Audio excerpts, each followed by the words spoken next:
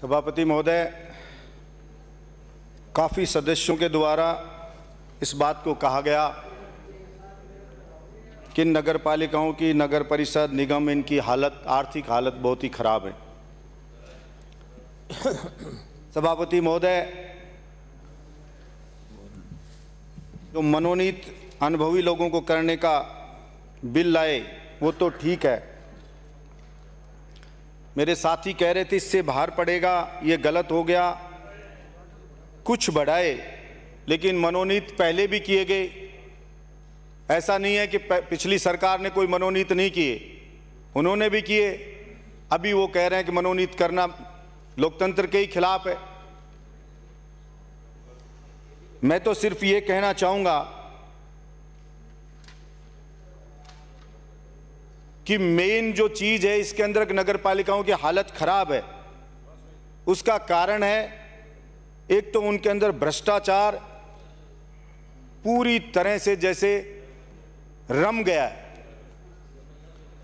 Monitoring ठीक से हो नहीं पाती है।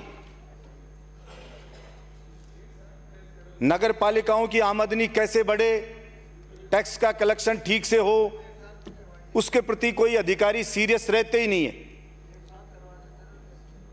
और वो सीरियस इस चीज में रहते हैं कि उनका खुद का खेल कैसे हो जाए।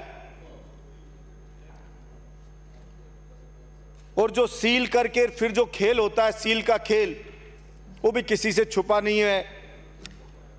मुझसे पहले भी ये बात आ चुकी है।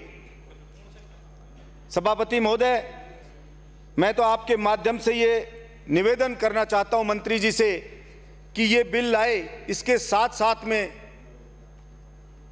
ऐसा भी कोई बिल लाते जिससे कि उस भ्रष्टाचार पे अंकुश कैसे लगे और जो दोषी अधिकारी हैं उनके सामने इल्लीगल कंस्ट्रक्शन होता है, पूरी बिल्डिंग बन जाती है, एक दिन में नहीं बनती सभापति महोदय।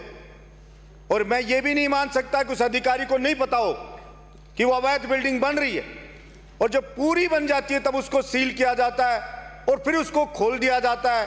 ये सारी चीजों में जो लिप्त लोग रहे, इन पे अंकुश कैसे लगाया जाए, इनको कड़ी से कड़ी सजा कैसे मिले, जैसे कि सिस्टमेटिक ढंग से फिर विकास हो सके।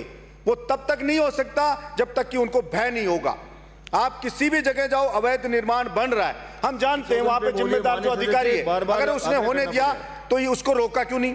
सभापति महोदय, मैं ये कहना चाहता हूं, जो नॉन गजेटेड ऑफिसर हैं उनके अभियोजन स्वीकृति देने ना देने का निर्णय बोर्ड ही करता है। भ्रष्टाचार में पकड़ा जाता है, एंटी-करप्शन पकड़ लेती है और उसके पास अभियोजन स्वीकृति नहीं मिलती है।